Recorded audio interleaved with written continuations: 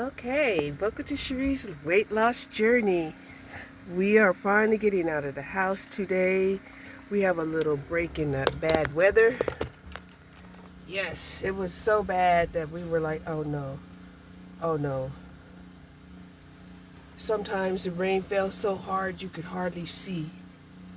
There was so much rain falling down, hitting the earth so hard that it was splashing back up. I'm telling you, it was just too much. It was too much. Then it was in like the low 60s.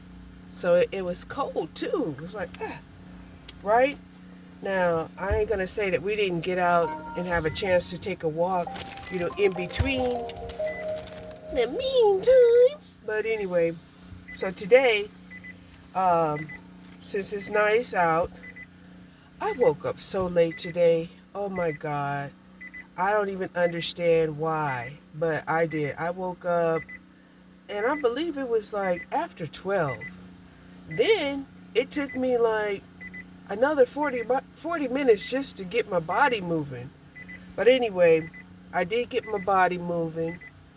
I did half of my lightweight exercises and now we're out and about. First, I want to get me a replacement saw. Yes. That way, I can still, work on my projects when I get a chance. Because I wasn't going to get out there in the rain and try to work on no projects. And work on projects in the house. Not when I have an excuse not to do anything. Right? Okay, let's go. So it's weird, having to dodge the weather, right? But I don't know. It seems like it's actually going to end up getting really hot really fast. Really hot really fast.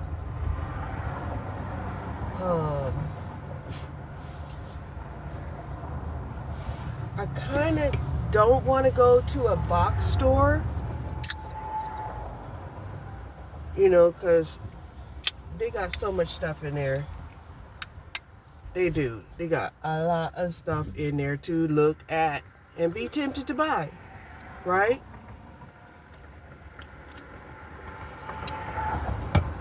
So what I'm thinking I'm going to do is shoot over here to Harbor Freights and see if they can give me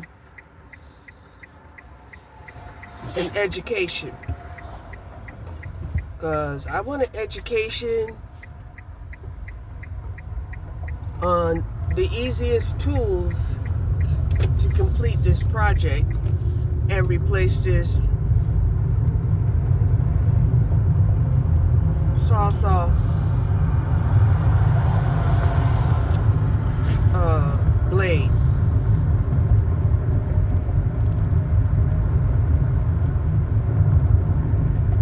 I did have a protein shake. I did have some fiber and collagen. I'm not sure if I added the creatine or not. I'm really not sure. I could have, but I'm not sure. Because this is what happens when, I get into a routine and then my routine changes up on me. It switches up on me. And the reason why it switched up on me is instead of taking the Ghost supplement, now I'm back to doing the protein shakes. Yeah. Now, the protein shakes that I have, it's only 140 calories, which is great, but not very filling. Okay? And it tastes good too. Right? I'm just amazed on how many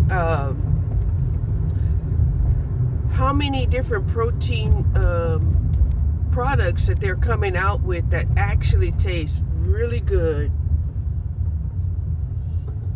And you don't have to force yourself to eat them, that you actually enjoy them and like them. Now, some of them, they're too good and you end up, defeating the whole purpose. And that's partly because a lot of them, they don't contain enough fiber, in my opinion, right? If they have enough fiber, the fiber will help you feel full and you don't end up eating, overeating on diet food. For instance, here's an example. Like, say for instance, you get a bar,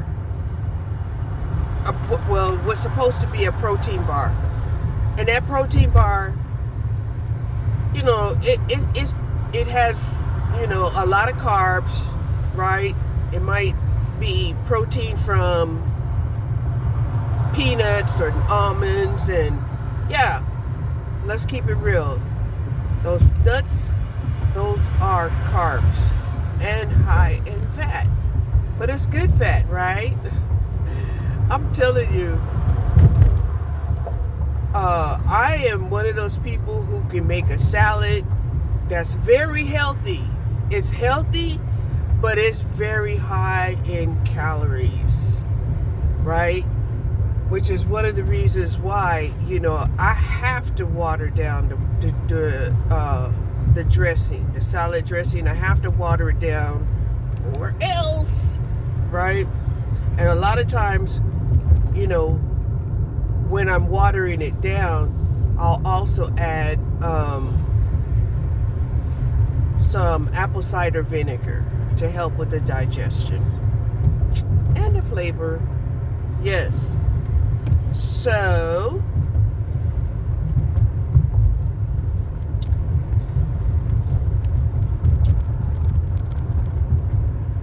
and I'm saying that because even though I drank that shake,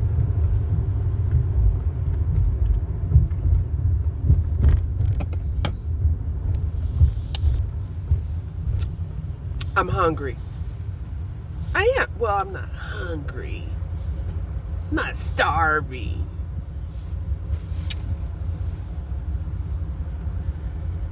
But I do want to eat, because that was one of the things I was feeling. I was like, oh, wow, I haven't even eaten today. And I was like, well, no, you had a shake. You remember you had that protein shake. So that's something I'm going to have to start getting used to.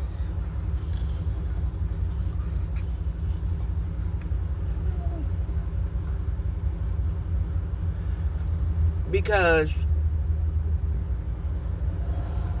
you could stagnate your weight loss if your body adjusts to having low calories too. And that was the one thing that I was trying not to do, which is put me on, it made me feel like I had to take a break from stringent dieting, because I had been doing it for half a year, okay? And it worked, it helped, it made me feel healthy, lost weight, did my exercises, it made me feel strong, okay? But I had noticed I was plateauing. So then I was like, okay, well, if I'm plateauing, then I need to increase, in my mind, right? In my mind, I'm like, if I'm plateauing, then I need to increase my calorie content, level out, right? Because I was eating anywhere from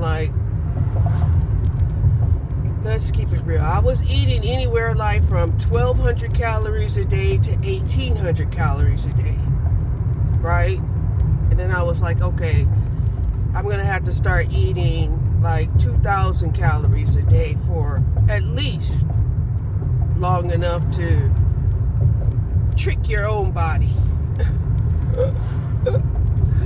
Right? And I did that.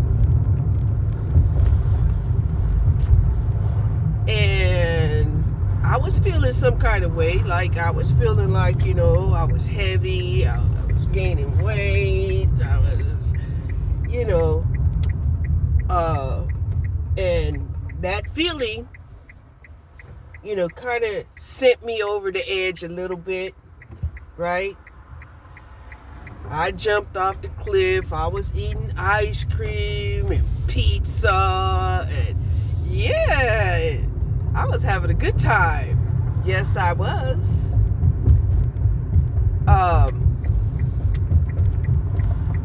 But try not to overdo it beyond like 2,000 calories. Now, I know for young people, 2,000 calories, if you have a high activity level and your metabolism hasn't slowed down, 2,000 calories is great for you, right? That's the recommended amount of calories. However, when you're older, your metabolism has slowed down, and I also have to factor in that I'm hypothyroid. So, I don't know a lot about that. All I know is, well, you're going to have to worry. You won't have to worry about, how fast, you can process foods. Okay. Right? And I've been to endocrinologists, and they really don't give me, any more information. They'll always advise me to go to a nutritionist. I didn't. Right? Because I don't like doctors. Right? I feel like a lot of them,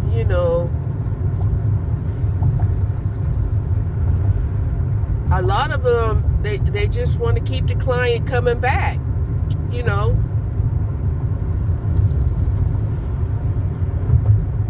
Because I remember sometimes, having a problem with them when they'll tell me, okay, come back for a follow-up, right? And I thought I was on a plan where you can go back for the follow-up, but the follow-up was included in the original appointment. But then they would make me pay a copay again. And I was like, what the heck? Right? But anyway, I don't even want to get started on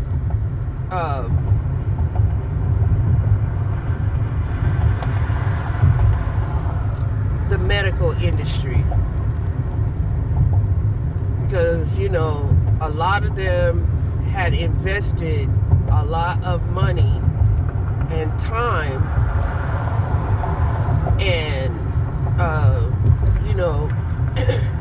and of course, their returns are slow coming,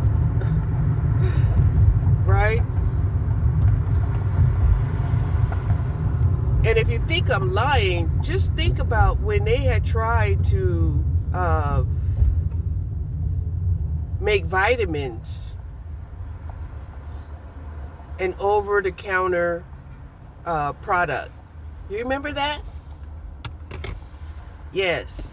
In order for you to get vitamins, they wanted you to have to go to the doctor so they can recoup some of their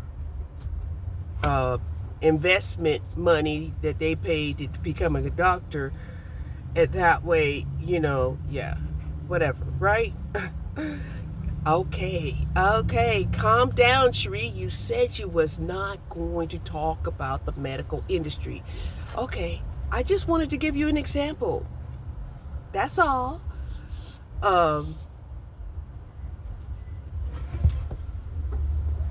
But yeah, once I get started, man, don't let me start pulling the facts out of the clouds.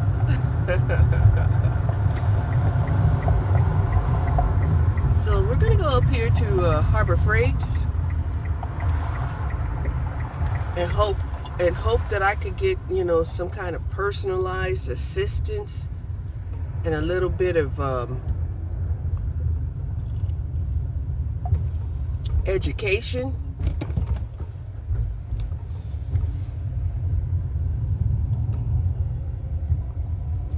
You know, I can hope, right? I can hope.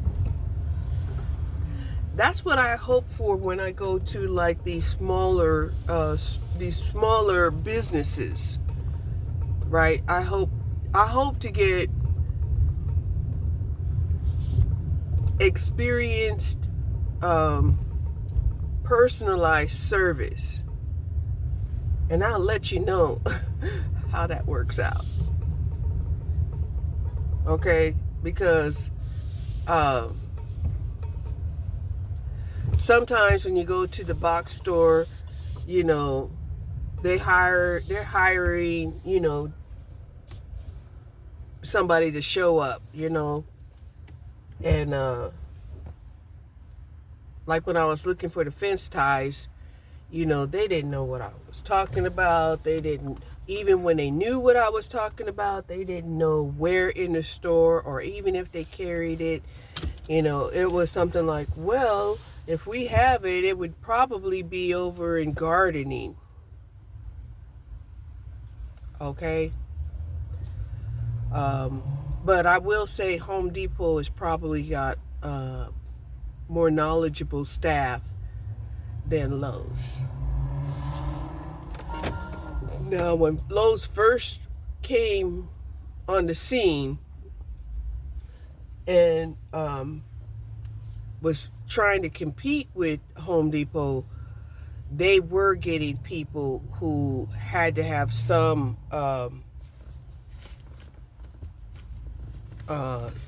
knowledge in some area of